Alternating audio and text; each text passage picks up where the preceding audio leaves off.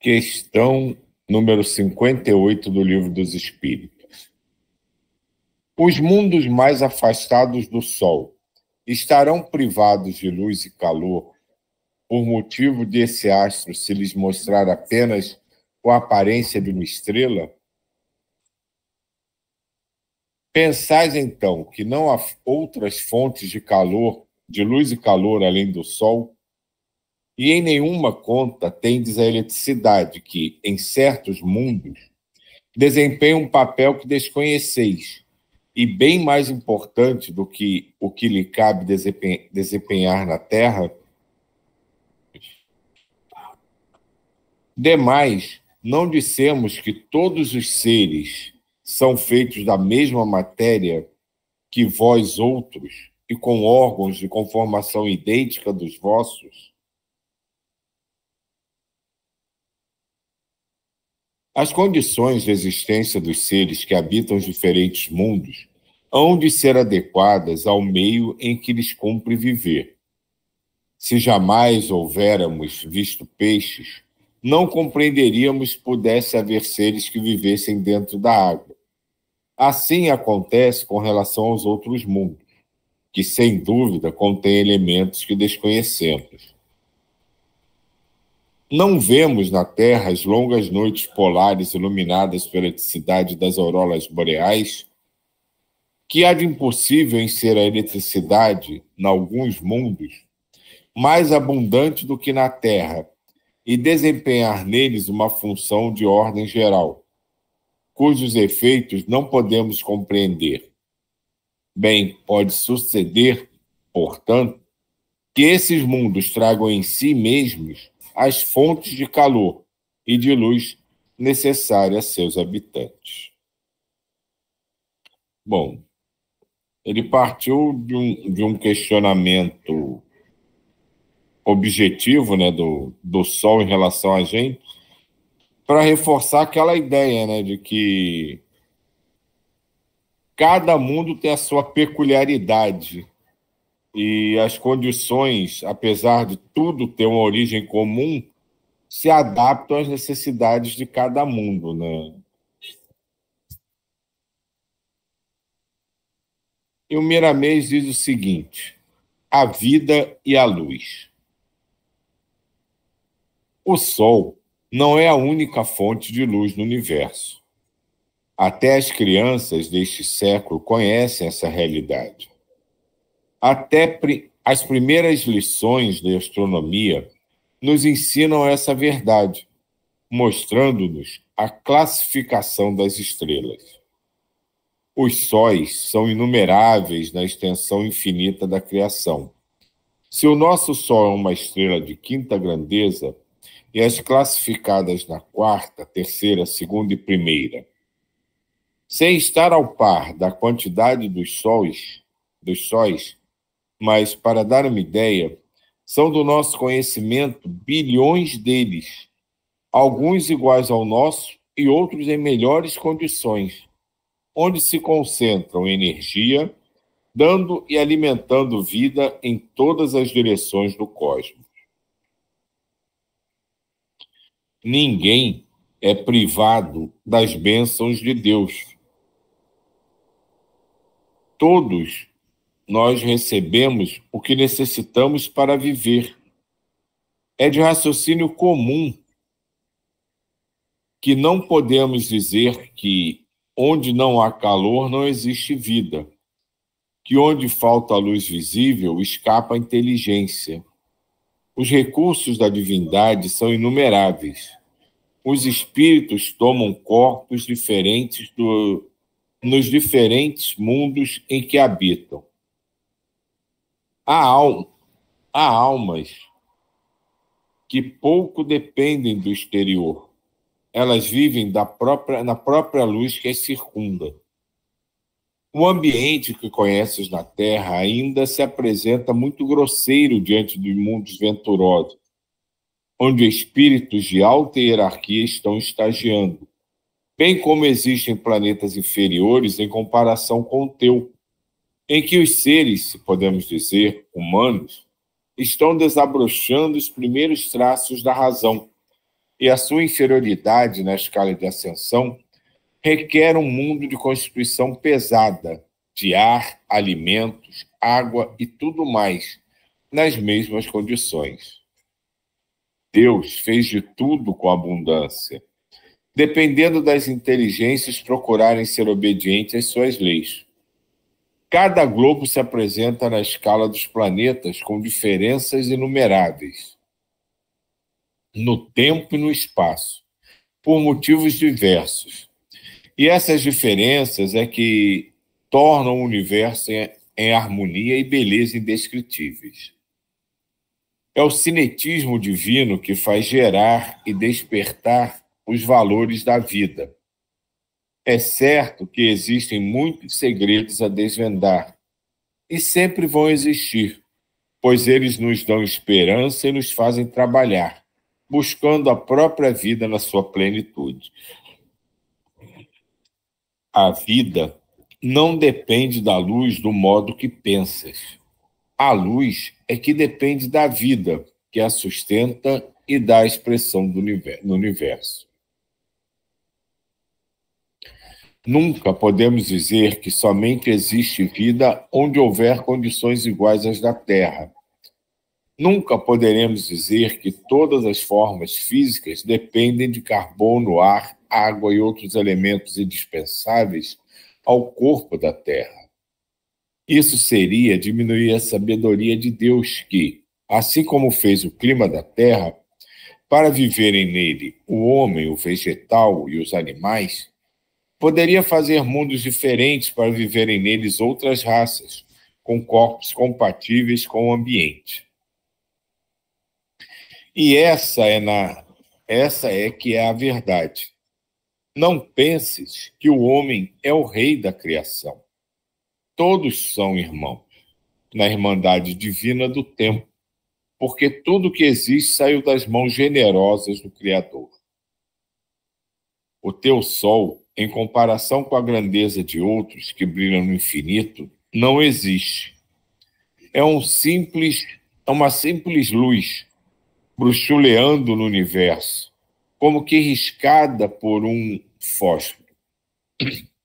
E tudo vem de Deus, que ora chamamos a grande luz, por não compreendermos, nem conhecermos outra expressão que lhe possa retratar a grandeza. A vida e a sabedoria são muito engenhosas, e cabe a nós buscar seus valores permanentes.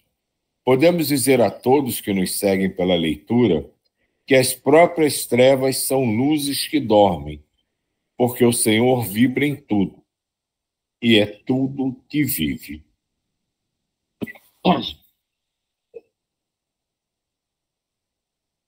Eu achei bonito isso aqui no final, né?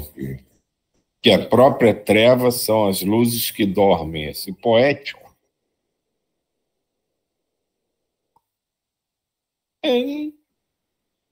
Eu não... Ele colocou de uma maneira assim, simples até e clara dessa vez, né? Uma coisa que ele já vem falando, que ele mesmo já explicou, o Miramês, né? Que apesar da matéria original ter a mesma origem, todo mundo ter na sua essência a mesma, né, tipo de material, digamos assim, tem características específicas de cada mundo. E eu acho que aqui no decorrer do texto ele passa muito dessa coisa, né, da incompreensão que o ser humano aqui na Terra tem, né, que a gente vê as pesquisas buscando vida, mas acha que só pode buscar vida aonde tem características em que possa haver vida como na Terra, né? Então, ainda muitos têm uma dificuldade de entender isso que ele está falando, que pode ter vida em condições totalmente diferentes da Terra, é que a gente ainda não alcançou isso. Mas você ainda vê muito na própria ciência terrena, né, essa busca sempre nas condições semelhantes à Terra, porque como se a Terra fosse a origem ou o centro de tudo, né? Diga, Jay. Ele fala aqui: ninguém é privado das bênçãos de Deus. Esse é o segundo parágrafo. Todos nós recebemos o que necessitamos viver, para viver. E aqui, aí, no terceiro parágrafo, ele fala o seguinte: Deus fez tudo com abundância. Ponto. Então, quer dizer, e logo depois ele fala da harmonia no universo. Quando você vê um ser humano que tem tudo abundante, mas aí vem o egoísmo, todas essas coisas negativas do ser humano que a gente já sabe, gera tudo uma coisa chamada desarmonia, que o próprio universo está em harmonia. É complicado para a gente ver esse mundo partindo do nosso eu. Esse nosso eu fica complicado, porque a gente vê tudo com imperfeições. Já o espírito evoluído vê perfeição em tudo, porque a própria forma de ele olhar, eu estava vendo ontem uma mensagem de Emmanuel para você, o olhar, a gente já vê tudo com imperfeição, porque nós já somos imperfeitos. Então, quando a gente vê esse universo, a gente bota até imperfeições no universo, que é uma coisa fantástica, aquilo que a Diana estava conversando no início, porque nós ainda somos esses seres, como ele fala aqui, né? É isso só que eu queria falar. Essa coisa do nosso olhar, isso é realmente um fato incontestável, né? A gente mede, a gente julga, a gente cria expectativas de acordo com o que a nossa mente nos permite entender, né? Então, a gente usa os nossos critérios para medir, justificar e tentar compreender tudo, né? E a gente acaba cometendo esse erro. A gente traz para as nossas particularidades, como se tudo dependesse disso, né? Diga. Justamente isso. Aí a gente pensa que nós somos os únicos no universo. Olha só que o tapa de pelica que ele dá. O teu sol, isso aqui é o último, penúltimo parágrafo, eu acho. O teu sol, em comparação com a grandeza de outros que brilham no universo, no infinito, que brilham, não existe. Sabendo que você pega a massa de todos os planetas do nosso sistema, não chega o peso do Sol. Dá para te imaginar isso, cara? Não existe. Ele fala aqui, ó, o teu Sol em comparação com a grandeza de outros que brilham no infinito. Não existe. É muito abrangente, coisa assim, sabe? E a gente, a partir desse princípio que você acabou de falar aí, a gente cria o ego, né? Vê tudo sobre a nossa ótica, tudo errado. Porque você pega egoísmo, todas essas coisas que a gente acabou de falar aí. E isso me fez pensar uma outra coisa, né? Porque a gente atribui o Sol como morada dos grandes espíritos, né? Seria aquele sistema solar. Inclusive, né, há correntes que seria a morada, né, entre aspas, né, do próprio Cristo, né? Que os cristos de cada região morariam nos sóis, né, das suas galáxias, dos seus sistemas, né?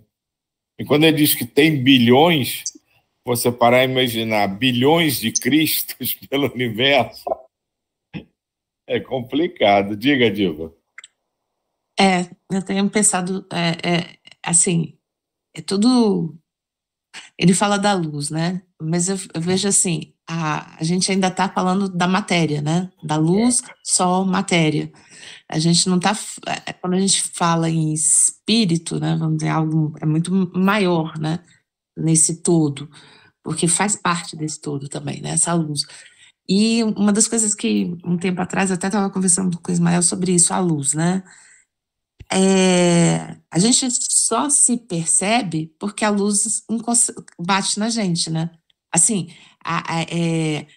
quando tudo tá... Onde não existe nenhum tipo de luz, você não enxerga nada, você nem se enxerga.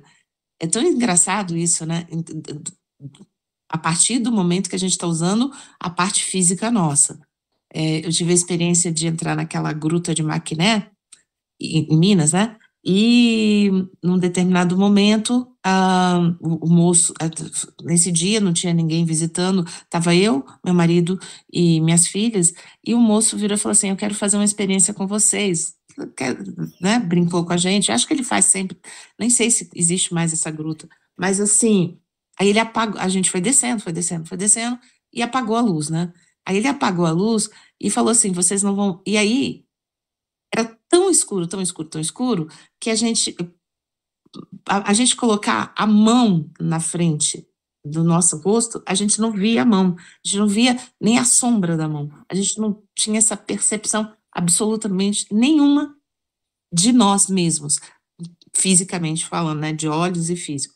Então, essa luz, aí a gente tem esses dois tipos de luz, né? Essa luz física, que também, de certa forma, eu acho que é o que nos ensina nessa luz espiritual.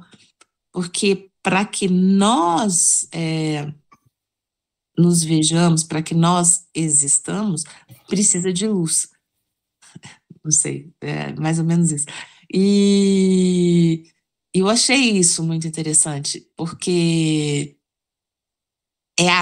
aí a gente coloca, né, o Criador como a grande luz, né? Além de Jesus no sol físico, vamos dizer assim, o Criador, o grande Criador, porque senão não existe a grande luz, não existiríamos, né? Sei lá, tô pensando, acho que eu tô pensando muito. Não é? Diga, Jay. Olha só, pegando esse gancho que a Diva está falando aqui, olha só o que ele fala aqui. A vida não depende da luz do modo que pensas. A luz é que depende da vida, que a sustenta e dá expressão no universo. Ou seja, nós somos luz, nós irradiamos luz. Nós somos pequenos sóis. Só que a nossa luz ainda não somos tão primitivos que o próprio espírito nosso não permite que essa luz se irradie. Então, tem aqueles espíritos de muita vibração, que emite luz. Então, quer dizer, tem o Sol, tem as estrelas e temos nós também que emitimos luz, porque, como ele fala aqui, ó, a vida não depende da luz do modo que pensas. É a luz que depende da vida, porque nós somos vida, e nós, como vida, nós criamos a luz. É isso só. Na própria forma, né, que é passado para a gente, né, que nós somos de origem divina, né, se ele é luz, nós somos pedacinhos de luz também. E isso que a Diva estava falando, eu achei muito interessante, porque você pode fazer analogia com o próprio estágio evolucional que a gente vivencia, né, na atual jornada. Que essa coisa da luz, que ele fala aqui, né, até marquei, há almas que pouco dependem do exterior, elas vivem na própria luz que as circunda. Então ela não precisa ser refletida por uma luz externa. Ela tem luz própria. Provavelmente nós também já temos isso, mas a gente não consegue perceber. A gente não consegue alcançar isso ainda. Porque tudo é uma questão de analogia e de seguir um pensamento lógico, né, partindo do ponto que uma luz original cria outros seres. Então, eles são luzes também. E ele fala, né, que a gente diz essa coisa de que Deus é a grande luz, que a gente também não tem como classificar melhor. No final ele fala isso, né? Então a gente chama de luz. E aí a gente cai nisso que o Jair falou. A gente chama de luz, mas talvez seja só uma terminologia, um aspecto de tudo isso que a gente consegue compreender, mas que não seja a luz como a gente entende. Essa coisa brilhosa que faz a gente enxergar no ambiente escuro. De repente, a luz que ele está se referindo, como ele mesmo diz aqui nessa parte que o Djaí leu aqui, que está no final, não tem nada de fato a ver com luz como a gente entende o que seja luz, que ilumine. Não é isso. Talvez por isso ele tenha dito isso, que a vida não depende da luz, é a luz que depende da vida, que sustenta e dá. Porque nós somos seres de energia, em teoria, né? Nossa essência é energia pura. E talvez a gente ache que a energia tenha que brilhar, né? E por isso a gente bota essa coisa da luz. Diga, Diva.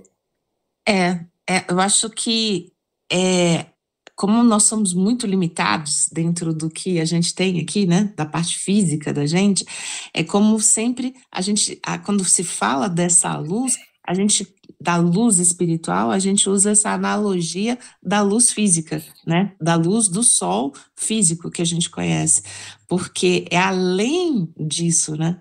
É como se a gente o tempo todo ficasse buscando elementos que nos façam compreender de alguma forma, fisicamente, né? É algo muito além do que a gente consegue. Aí a gente fica buscando essas analogias para tentar compreender, né, alguma coisa e para que tocar também dentro da gente. E as palavras, elas também nos engessam, né? Como a própria palavra amor, né? Eu tenho muita dificuldade da palavra amor com a palavra. Por quê? Porque em nome do amor a gente ouve tantas coisas, né? E de repente é tão assim, a gente fala amor, mas o amor tem tantas graduações, né? Tantas possibilidades, tanto isso. E aí a gente vai vendo como que essas limitações físicas nossas são ainda muito grandes, e tudo realmente é como se a gente está buscando essa luz, ainda quando se fala do sol, como algo mais plausível para a gente entender alguma coisa, né? Para a gente partir de alguma coisa para essa grandiosidade toda que a gente sabe de alguma forma que existe, mas que a gente não tem palavras e nem consegue ainda entender, né? Não consegue perceber. Então há muito mais, né? Há muito mais e a gente fica nisso. Mas eu vejo assim, talvez seja a grande beleza. E a gente ainda, rapidinho só, como que a gente busca toda vez, né, essas analogias, quando a gente está nessa busca, né, quando a gente está para tentar entender tudo isso, mas é muito maior, né? Olha só, pegando o gancho de vocês, tudo que você acabou de falar e mais o que o Silvio falou. O que ele fala aqui? Deus fez tudo com abundância. Então, o Silvio falou que no Sol é a morada dos espíritos evoluídos de cada planeta. São bilhões. Para nossa concepção, a gente já consegue entender isso, que não existe um Jesus, existe bilhões de Jesus, no mesmo nível, e tem espíritos com hierarquia superior a dele. Sabendo que ainda tem gente na Terra, pegando esse gancho que você está falando aí, Dilma, como está ainda primitivo. Tem gente que confunde Jesus com Deus. Para você ver a coisa abissal. Então, como é que você vai falar para uma pessoa que existe bilhões de Jesus e que existe bilhões de seres superiores a Jesus? Porque o que eu vi no livro uma vez de Ramatiz, porque Jesus ele é a pureza profunda do amor, porque ele veio pregar o amor, porque é para nossa existência, a nossa animalidade, o amor que tem que ser abrochado. Mas existem outras virtudes que depois a gente vai ter que desenvolver, como Jesus também vai ter que desenvolver outras habilidades que ainda ele não tem para ser o Senhor do Universo. Não tem um termo lá que Miramês usou, Ramatiz usou, que eu não me lembro mais. Mas assim que é a evolução. A gente não consegue entender tudo, mas é muito grandioso, né? Só isso. E essa história que você está falando de Jesus, se você falar isso para algumas pessoas, você apanha, viu? É verdade. Você apanha, você virar e falar assim, não, Jesus é um ser superior, tudo bem, legal, bacana, o cara mais fera. Mas se você falar que tem mais, aí eles ficam mais bravos, viu? E os caras não confundem Jesus com Deus, que Deus veio à Terra, olha só. Até a própria concepção de Deus se resume Deus a Jesus, que é todo esse universo, essa mega estrutura que a gente não tem nem concepção de início, meio e fim. É isso só. E tem um aspecto, né, que agora estava pensando, a gente diz, Buda era um ser iluminado, o tal os personagens da nossa história, né, conhecida, era um ser iluminado. E ninguém vê uma lâmpada ali brilhando. Para tu ver como a gente, ao mesmo tempo, entende o que é essa luz, mas traz, da mesma forma, a gente traz para uma coisa que a gente interpreta como luz na Terra, né? Porque a gente diz que um ser é iluminado, mas sabe que ele não está irradiando luz, ele não é uma lâmpada iluminando o ambiente. A iluminação dele, a luz dele é outra coisa. Então, acho que é essa luz que, quando a gente chama um Buda, um Jesus, um Francisco de Assis, ou tantos outros personagens da nossa história religiosa, né, e moral da humanidade, né, a gente chama de seres iluminados, acho que é essa luz que a gente precisa entender melhor, esse tipo de luz, e não a luz que você liga uma lanterna e um canto que é escuro fica iluminado, você consegue enxergar ali. Eu acho que a gente precisa trabalhar essa diferença, esse entendimento da luz, de saber incorporar, quando a gente chama alguém de um ser iluminado, entender que essa é a luz do universo, é a luz do Cristo, é a luz que nós temos em essência, em semente no nosso interior para eclodir e se transformar numa coisa muito melhor. Acho que é meio por aí. Silvio. Desculpa, pode falar assim. Não, é rapidinho. É que na resposta anterior, né, o Miramês fala, né, que há mundos em que não há necessidade de olhos, que há outras maneiras de perceber. Agora, pegando esse gancho que o Silvio acabou de falar aí, o que é que ele fala? A vida e a sabedoria são muito engenhosos. Cabe a nós buscar seus valores permanentes. Essa luz que ele está falando, a gente está buscando e tem na sua direção. Ele falando de lâmpada, por que eu também pedi a palavra? Porque quando eu comecei no Espiritismo, as pessoas, o lugar que eu frequentava sempre, pensa uma luz sobre você, eu não conseguia pensar uma luz sobre mim. Então o que eu pensava? Uma lâmpada.